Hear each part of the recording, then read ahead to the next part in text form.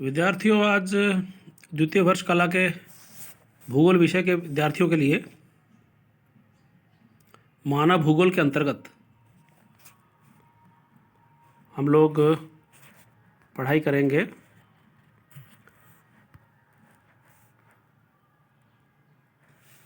भारत की मानव प्रजातियां। इससे पहले हमने विश्व भर में जो मानव की प्रजातियां हैं उसके बारे में अध्ययन किया है। अब हम अध्ययन करेंगे अपने देश में कौन कौन सी प्रजातियां यहाँ पर निवास करती हैं। तो जैसा कि आप जानते हैं कि भारत तो भौगोलिक विविधताओं वाला देश है, इसलिए इसको उपमहाद्वीप भी कहते हैं। ये एक तरफ तो दुर्गम क्षेत्रों से, पर्वतों से घिरा हुआ है और दक्षिण में देखें तो सागर ने इसको आबद्ध किया हुआ है और बहुत सारी विविधताएं यहाँ पर मिलती है। दुनिया की बहुत सारी प्रजातियां यहाँ आकर के निवास करने लग गई हैं। अब तो ये सब लोग भारत के स्थायी निवासी बन चुके हैं। भारत को कुछ प्रजातियों का उद्भव स्थल भी माना जाता है। यहाँ पर विकसित होकर के ये प्रजातियाँ दूसरे इलाकों में चली गई।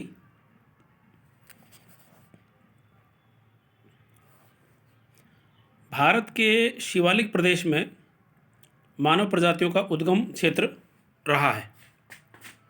ऐसी कई खोजें हुई हैं, ऐसी कई औजार पाषाण काल के जीवाश्म विज्ञान से हमें इसकी जानकारी मिलती है। भारत में अलग अलग जो आदिवासी हैं उनका आगमन प्रागैतिहासिक काल में उत्तर पश्चिम में जो पहाड़ी दर्रे हैं वहाँ से हुआ है। बाद में आने वाली जो प्रजातियां हैं उन्होंने पहले जो प्रजाति आई थी उनके लोगों को दुर्गम वनों और पहाड़ी क्षेत्रों की तरफ धकेल दिया। इस तरह सबसे पहले आई प्रजातियां दक्षिण में चली गईं, मध्य क्षेत्र में चली गई और बाद में जो प्रजाति आई वो उत्तर और उत्तर पश्चिम में मिलती हैं। भारत में ज़्यादातर प्रजाति के लोग जो है मिश्रित रूप में मिलते हैं। अब हम भारत में जो मानव प्रजातियां हैं उनका वर्गीकरण करेंगे। प्रजातियों का मिश्रण होने के कारण से भारत की जनसंख्या में वैसे तो वर्गों को स्पष्ट करना मुश्किल लगता है, लेकिन अलग अलग मानक हैं। जैसे पहले हमने पढ़ा कि हेडन, हटन और बाद में ये BS गुहा विद्वान हैं, इन्होंने अध्ययन करके प्रयास किया है इसको विभाजन करने का। सबसे पहले हम जानेंगे SH रिशली, इन्होंने क्या वर्गीकरण दिया है। तो देखिए 1901 में इन्होंने भारत की प्रजातियों का वर्गीकरण किया। 7 भाग बताए इन्होंने। पहला है इंडो आर्यन। इस प्रजाति के लोग पंजाब, राजस्थान, उत्तर प्रदेश, जम्मू कश्मीर इस इलाके में पाए जाते हैं। ये राजपूत, खत्री और जाट इन उपजातियों के सदस्य हैं। दूसरा है द्राविडियन। ये प्रजाति भारत के दक्षिणी भाग में यानी कि तमिलनाडु, आंध्र प्रदेश और उसके बाद छोटा नागपुर का पठार, मध्य प्रदेश के दक्षिणी हिस्से, यहाँ पर ये मिलती है। इस प्रजाति के लोगों का जो कद है वो छोटा है और त्वचा का रंग काला। तीसरा है मंगोलॉयड। तो भारत के उत्तर में जो पर्वतीय क्षेत्र हैं, हिमालय प्रदेश में और असम राज्य में, वहाँ पर यह प्रजाति मिलती है। चौथा है आर्यो द्राविडियन। इस प्रजाति की उत्पत्ति द्रविड़ और आर्य इन दोनों प्रजातियों के मिश्रण के कारण हुई है। ये अधिकतर बिहार में, यूपी में और राजस्थान के सीमित हिस्सों में मिलते हैं। पांचवा है मंगोलो द्रविडियन। मंगोल और द्रविड़ प्रजातियों के मिश्रण से जो जाति बनी, इस प्रजाति के लोग भारत के पूर्वी भाग में, उड़ीसा में और पश्चिम बंगाल में मिलते हैं।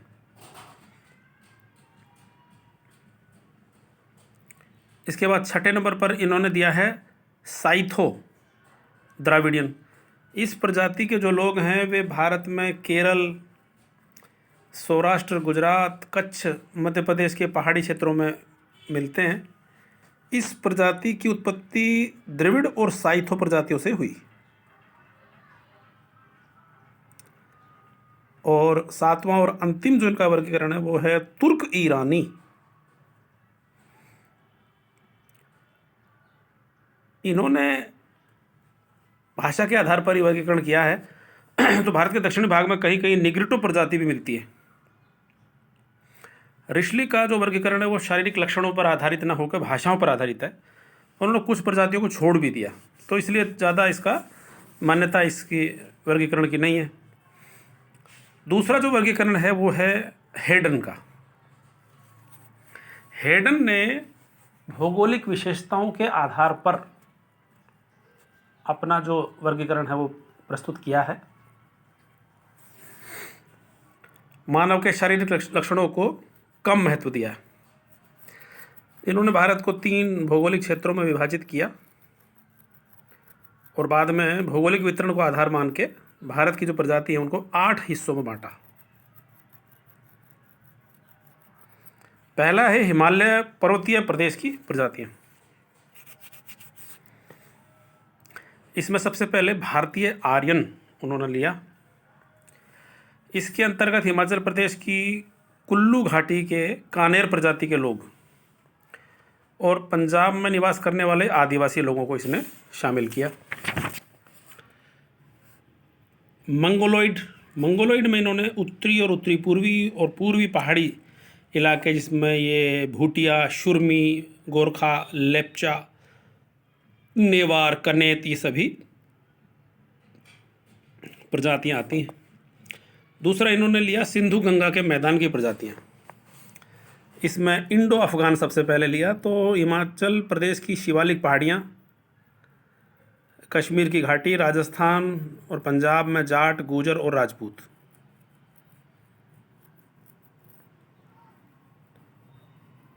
और दक्षिण भारत में निवास करने वाली प्रजाति इन्होंने अलग से बताया, तो उसमें निग्रिटो सबसे पहले लिया।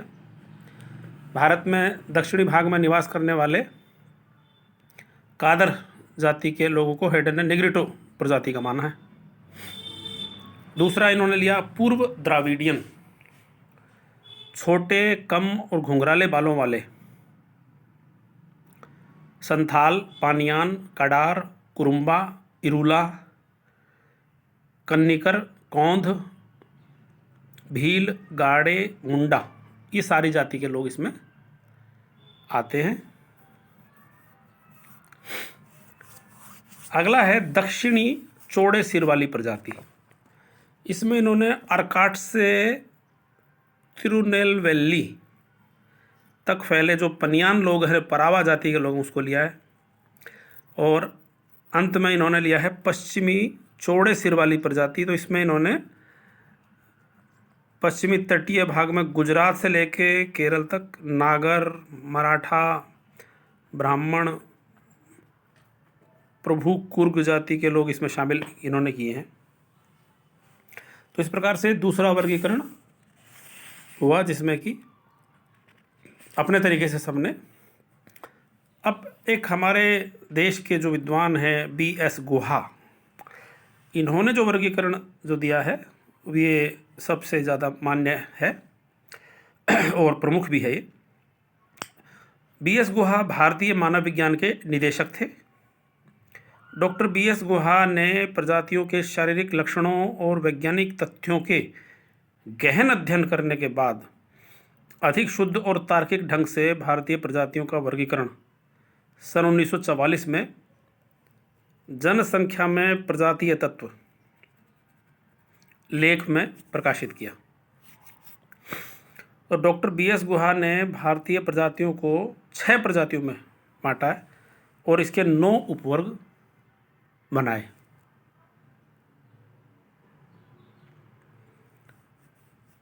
सबसे पहला है निग्रिटो,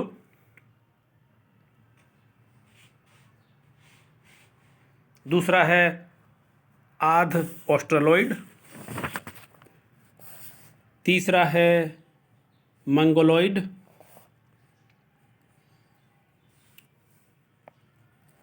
चौथा है भूमध्य सागरीय, पांचवा है चौड़े सिर वाली पश्चिमी प्रजातियां, या इनको एल्पोडिनारिक भी कहा, और छठा और लास्ट है नॉर्डिक।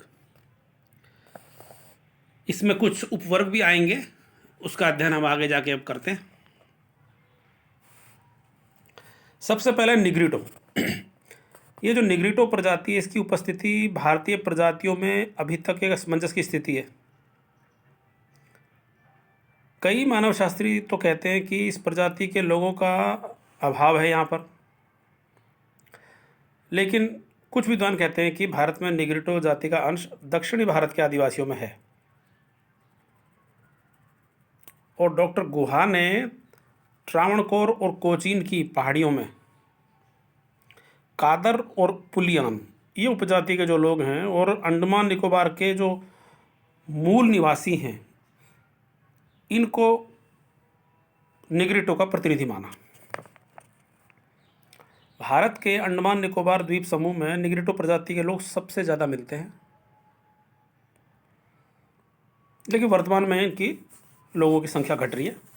तो निग्रिटो प्रजाति की भारत में उपस्थिति के बारे में हटन ने क्या कहा है कि भारतीय प्रायद्वीप के सबसे पूर्व निवासी निग्रिटो ही थे, लेकिन बाद में इस प्रजाति का ह्रास होता चला गया और अब तो ये केवल अंडमान द्वीप समूह में ही मिलते हैं। छिटपुट रूप से अगर देखेंगे तो बिहार राज्य के पूर्व में राजमहल की पहाड़ियों में, असम में, ये कहीं कहीं मिलते हैं। निग्रिटो का आगमन भारत में हुआ उस समय इनकी सभ्यता अविकसित थी। ये गुफाएं बनाकर रहते थे, लेकिन भारत में वट वृक्ष की पूजा का चलन, गुफाओं के निर्माण का श्रेय इसी जाति को है। इस प्रजाति के लोगों का शारीरिक कद छोटा है, यानी 150 सेंटीमीटर से कम, रंग काला, सिर के बाल लहरदार, घुंघराले, होठ मोटे, चेहरा छोटा, ललाट आगे की ओर निकला हुआ है।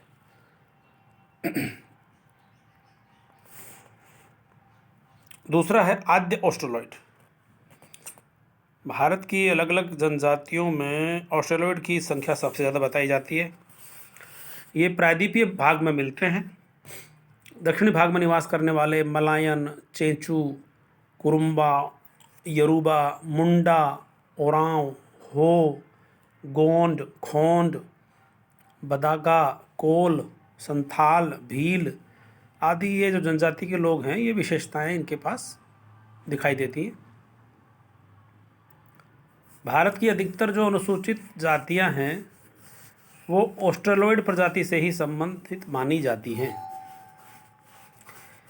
इस प्रजाति के लोगों की शारीरिक विशेषताओं में त्वचा का रंग तो काला, सिर के बाल लहरदार और घुंघराले, नाक चौड़ी, ऊपर से चपटी, ललाट उभरा हुआ, होठ मोटे, चेहरा कुछ बाहर की ओर निकला हुआ, कद छोटा, सिर लंबा, ये कुछ लक्षण हैं। इसके बाद तीसरा मंगोलॉइड प्रजाति है। ये इरावदी नदी का बेसिन चीन, तिब्बत, मंगोलिया में विस्तृत है। ये ईसा से पहली जो शताब्दी थी, इसमें ये लोग आए हैं। वर्तमान में तो ये नेपाल, असम, कश्मीर में मिलते हैं। मंगोलॉइड प्रजाति के जो लोग हैं, मुंह चपटा और गाल की हड्डियां कुछ बाहर की ओर निकली हुई, आँखों का रंग बादामी, शरीर पर बालों की मात्रा बहुत कम, कद छोटा, सिर चौड़ा, त्वचा का रंग कुछ पीलापन लिए हुए, आँखें तिरछी। आगे इसके हम दो वर्गीकरण करते हैं। एक है पूर्व मंगलोइड। ये बहुत पुराने होने के कारण से इसमें कुछ अलग लक्षण मिलते हैं सिर की बनावट, नाक और त्वचा के रंग के आधार पर। एक तो है लंबे सिर वाली प्रजाति और दूसरी है चौड़े सिर वाली। तो लंबे सिर वाली तो मिलेगी उप हिमालय, असम, म्यांमार की सीमा पर, नागा, लिम्बू, मीरी, बोडो। और चौड़े सिर वाली जो है वो मिलेगी बांग्लादेश के चटगांव के पर्वतीय क्षेत्र में, चकमा, मुग, कलिम्पोंग में लेप्चा। इस उपजाति में शामिल होते हैं ये। इनका सिर चौड़ा, रंग काला, नाक मध्यम आकार की, चेहरा छोटा, सिर के बाल घुंघराले। और दूसरा जो प्रमुख इसका हिस्सा है वो है तिब्बती मंगलोइड। ये जो प्रजाति है वो तिब्बत से आई है। ये सिक्किम, भूटान और हिमालय के पश्चिमी इलाकों में मिलती है और इसमें कद इनका लंबा होगा, सिर चौड़ा, त्वचा का रंग हल्का पीलापन लिए हुए, चौड़ी और चपटी नाक और लंबाकार आकृति का चेहरा, तिरछी आँख, शरीर पर बाल कम। नेक्स्ट है भूमध्य सागरीय प्रजाति। भारत में ये प्रजाति यूरोपीय या काकेसॉइड की शाखा है। इस प्रजाति के लोग जो हैं यूपी, पंजाब, महाराष्ट्र, पश्चिम बंगाल और दक्षिण में देखें तो मालाबार के तट पर मिलते हैं। त्वचा का रंग हल्का भूरा होगा, लंबाकार सिर होगा, सिर के बाल लहरदार, चौड़ी और पतली नाक होगी। ये अलग अलग समय में भारत में आए हैं। ये 3 उपविभाग इनके बनते हैं। तो पहला है प्राचीन भूमध्य सागरीय जाति। ये जो प्रजाति है ये सबसे पहले नवपाषाण युग में यहाँ आ गई थी। ये उत्तरी भाग में आए और बाद में धीरे धीरे दक्षिणी भारत में भी चले गए।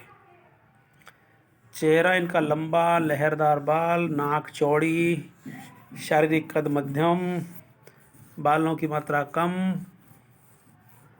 इसमें दक्षिण भारत की जो तमिल ब्राह्मण, नायर और तेलुगु ब्राह्मण जातियाँ इसमें आती हैं। मिट्टी के बर्तन बनाना, जन्म संस्कार, मातृमूलक परिवार का चलन, समाज में स्त्री को ऊंचा स्थान, ये इन्हीं लोगों की देन है। दूसरा है भूमध्य सागरीय प्रजाति। भूमध्य सागरीय प्रजाति में ये सिंधु घाटी सभ्यता का विकास इसी प्रजाति ने किया था। इस प्रजाति का आगमन बाद में हुआ है। इसके लोग ज़्यादातर पंजाब, जम्मू कश्मीर, राजस्थान, यूपी, बंगाल, महाराष्ट्र, मध्य प्रदेश में मिलते हैं। त्वचा का रंग काला से जैतूनी, हल्का भूरा, सिर के बाल लहरदार, मध्यम कद, सिर लंबा, नाक चौड़ी। ये पशुओं को पालतू बनाने वाले लोग हैं। नदी का यातायात, वस्त्र और आभूषण, भवन निर्माण कला। कोचीन के नंबूदरी ब्राह्मण इसके उदाहरण हैं। तीसरा है पूर्वी भूमध्य सागरीय प्रजाति।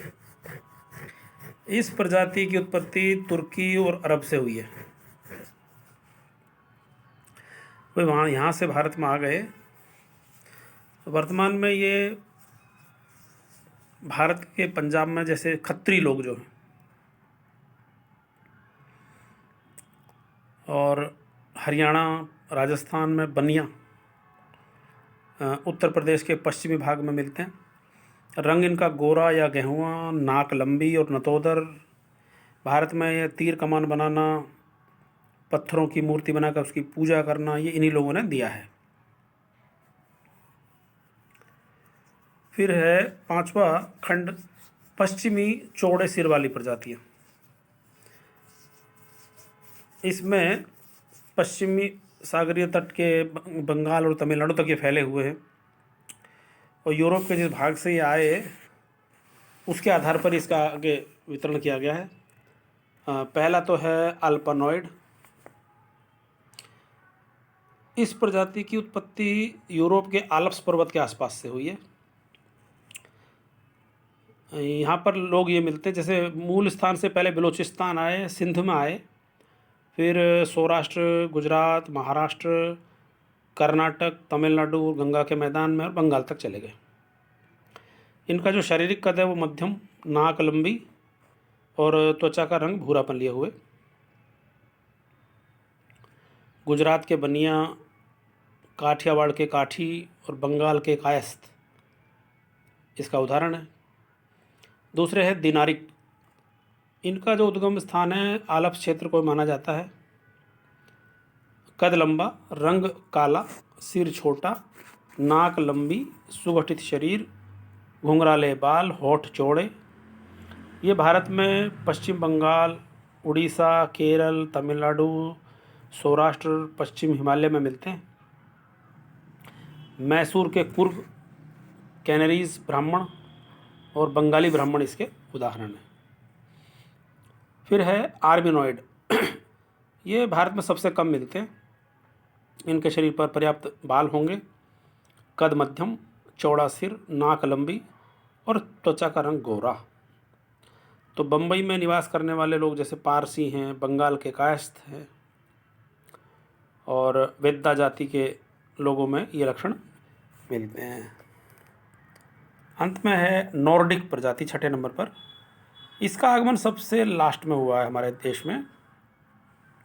उत्पत्ति इसकी स्टेपी प्रदेश से हुई है और ये ईसा पूर्व दूसरी शताब्दी में भारत के उत्तरी पश्चिमी भाग में आए, पंजाब, गंगा, यमुना मैदान में होकर पूरे भारत में फैल गए।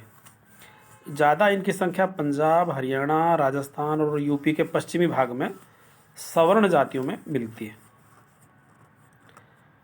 नॉर्डिक प्रजाति के जो लोग हैं उनका शारीरिक कद लंबा और सुगठित, सिर का आकार बड़ा और लंबा, नाक लंबी, पतली और ऊंची, त्वचा का रंग गोरा,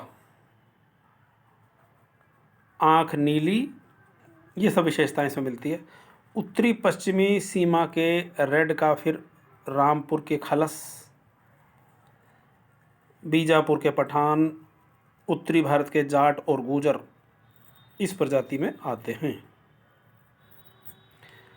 इस तरह से भारत में इस प्रजाति के लोग अपने साथ उन्नत किस्म के गेहूं लाए, दूध, जुए का खेल, आर्य भाषा ये अपने साथ लेकर के आए।